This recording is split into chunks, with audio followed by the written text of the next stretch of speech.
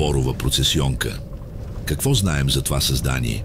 Тауметопоеа питиокампа е вид гасеница, която е известна със своя прецизен начин на движение в дълги колони, наречени процесии. Тя е разпространена главно в високите части на дървесните култури от рода пинус, борови видове, в Европа. Храни се с иглолистни листа на боровите дървета и могат да причинят значителни щети на горските насаждения, особено ако популациите им са големи. Гъсениците са безопасни по отношение на човешкото здраве. Те имат отровни влакна, които могат да предизвикат силни алергични реакции при допир с кожата или вдишване. Ефективен метод за контрол на боровата процесионка включва използването на два биологични препарата.